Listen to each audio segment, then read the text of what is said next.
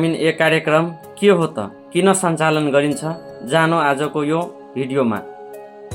यो जानकारीमूलक भिडियो रहेकोले शेयर गरी साथ दिनुहोला। सम्पूर्णमा नमस्कार, म नन्दकिशोर शाह, नगर आधारभूत अस्पताल सुखीपुरबाट। हाम्रो देशमा सर्वप्रथम 1993 देखि सुरु भएको भिटामिन ए कार्यक्रम हरेक वर्ष वैशाख र कार्तिक महिनामा सञ्चालन हुँदै आएको कार्यक्रम हो।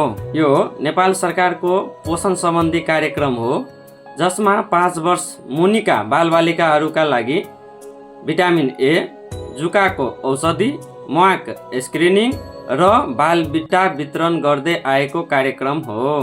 हाम्रो देशमा 5 वर्ष मुनिका धेरै बच्चाहरू शारीरिक रूपले कमजोर र कुपोषित देखा परिरहेका छन्। हाल NDHS 2022 को डाटा हेर्ने हो भने स्टन्टिङ 25%, अन्डरवेट 19% र वेस्टिङ 8% रहेको छ, जसले गर्दा उनीहरूमा रोग प्रतिरोधात्मक क्षमताको कमीले विभिन्न रोगहरू लागेर अकालमै ज्यान गुमाउनु परेको छ। स्टन्टिङ, अन्डरवेट र वेस्टिङ भनेको के हो त? स्टन्टिङ भन्नाले उमेर अनुसार उचाइ नहुनु, अन्डरवेट भन्नाले उमेर अनुसार तौल नहुनु, वेस्टिङ भन्नाले उचाइ अनुसार तौल नहुनु। 1000 जना बच्चाहरूमध्ये 33 जना बच्चाहरू 5 वर्ष नपुग्दै मृत्युको मुखमा पुग्ने गरेको पाइन्छ। हुन त यो नेपाल सरकारको धेरै पुरानो कार्यक्रम हो, तर कतिपयलाई यो कार्यक्रमको बारेमा विभिन्न जिज्ञासाहरू हुन सक्छ।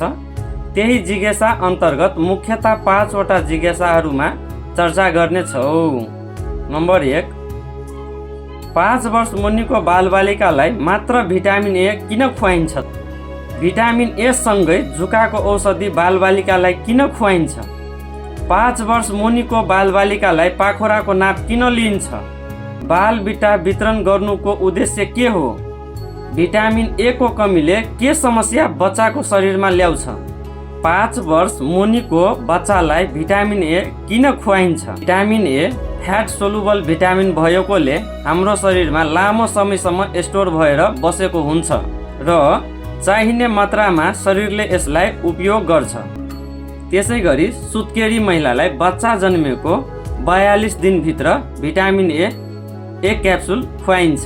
भिटामिन ए सँगै जुकाको औषधि बच्चालाई किन खुवाइन्छ?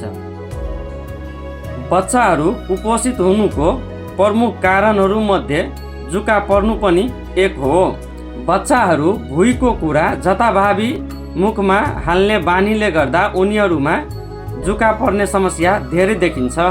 अल्बेन्डाजोल भनेको जुकाको औषधि हो, जुन 1 वर्षदेखि 2 वर्षसम्मको बच्चालाई आधा चक्की र 2 वर्षभन्दा माथिको बच्चालाई 1 चक्की पुरा खुवाइन्छ।